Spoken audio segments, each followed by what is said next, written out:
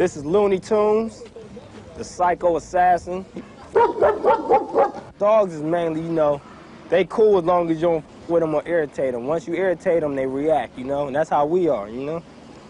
We cool and all, but, you know, once something pop, everybody...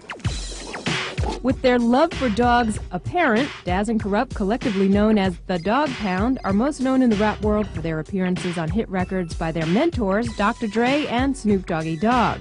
But now they say it's their turn to shine. What is it about this record that's going to sound different than anything else that's out there?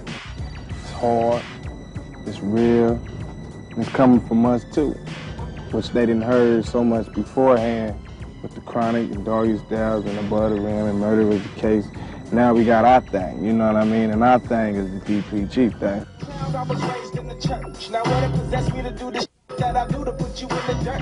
I give some about a nigga on the streets. I'm running 94 when I'm in red 93. I like no hurt for the murders I committed in my homie folk convertible and not a soft dinner. Is it similar to Snoop's stuff? No, they got their own style. Dog Pound is like real street, but still got some club beats where people can party to. All we do is smoke weed and get pissed and kick that raw gangster shit. Smoking marijuana is only one of a few controversial subjects you'll find on the Dog Pound's album Dog Food. Rap critics such as Dr. C. Dolores Tucker will find explicit lyrics and references to women as bitches throughout the record, and it will surely add fuel to the fire already surrounding so-called gangster rap music. Now what would you do? What do you think the biggest misconception about the Death Row family is? Because we gangsters. Us. We gangsters. Like what's new? We gangsters. The big misconception is us. That misconception may stem from the fact they refer to themselves as the Dog Pound Gangsters. However, Daz and Kurupt contend the Dog Pound is not a gang. I see all the time this symbol for the Dog Pound that you guys do. Is that for the Dog Pound, or is it actually for something else? That's Dog Pound Gangsters, me and Dad. That's me and Kurupt, you know what I mean? We came up with that. That's for our tight security, you know what I mean? This is a symbol. Everybody got a symbol. Somebody could be way over there. The President of the United They throw States up got a this, symbol. you know, that's the homie. You know? That's the homie right there. We could tell through sight and all, through the way he throw it up. Not just throwing it up, but the way. There's pride behind it, you know what I mean? That's the homie right there. And what if they threw up something different? They ain't with us. They ain't with us.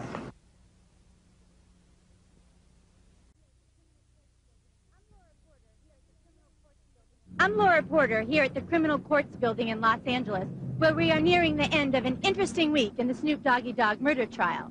Although the prosecution had the opportunity to present the first witnesses in the case, it is the defense who scored the points. Through vigorous cross-examination, the defense was able to make these witnesses appear to be less than reliable. The judge of all judges would judge this. As the trial has gotten underway, a sharply dressed Snoop has been attending court every day with the support of family and friends to face the charge of first-degree murder. How has Snoop been taking what's happening so far in court this week? Taking like a champ, really. Both of them, really, me, him, and his mom. He's holding up real well. The family of 20-year-old Philip Waldemarian, the man who was shot and killed in this case, has also been attending the trial every day. On Tuesday, members of the Waldemarian family suddenly left the courtroom when autopsy photos of their son were shown. On Monday and Tuesday, both the prosecution and the defense gave opening statements to the jury. The prosecution contends that Snoop and his bodyguard, McKinley Lee, sought out Waldemarian to settle a score. The defense claims that it was Waldemarian, a gang member, who initiated the confrontation. Philip was truly a victim in this case, and that any self-defense claims belong to him. A racially diverse jury, equally divided among blacks, whites, men, and women, will decide this case. However, the question arises whether Snoop will be judged by a jury of his peers when none of the jury appears to be under the age of 30. When you talk about picking a jury of peers, you're talking about a whole bunch of sub-issues. You're talking about peers by way of ethnicity, you're talking about peers by way of age, you're talking about peers by way of economic strata, you're talking about peers by way of sociological makeup, geographical differences. I don't think one can ever really expect to have a jury of their peers on all of those levels. I think we're very fortunate to have picked what I think will be a very fine jury. They all seem to be unbiased and unprejudiced, and I think will give the defendants a fair trial. While Snoop faces a possible life sentence and has been placed under house arrest for the duration of this trial, he has had some time to work on his music. He even recently recorded a record with fellow rapper Kurupt Shakur called America's Two Most Wanted.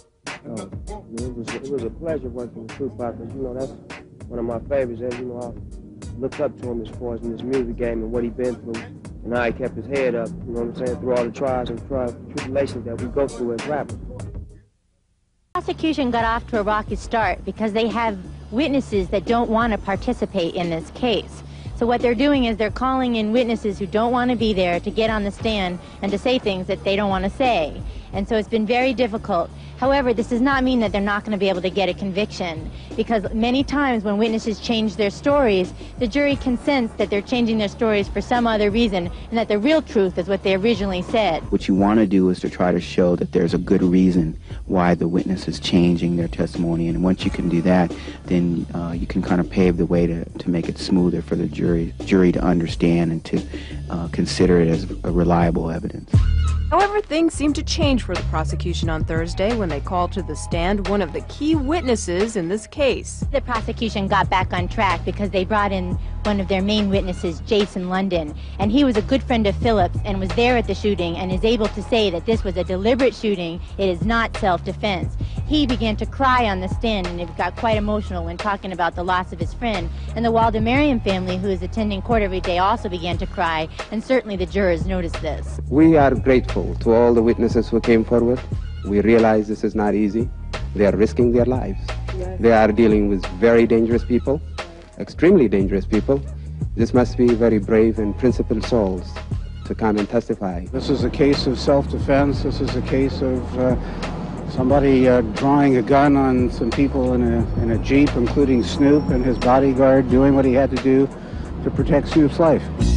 While Snoop has been instructed by his attorneys not to discuss this case, he does talk about his music career. Last week, Snoop told us about working with fellow rapper Tupac Shakur, who is now out of jail appealing a sex abuse conviction. This week, Tupac made an appearance in the courthouse and sat in for part of Snoop's trial. That's my homeboy and a friend and a business partner, so, you know, he just supported me all the way around the same way I supported him.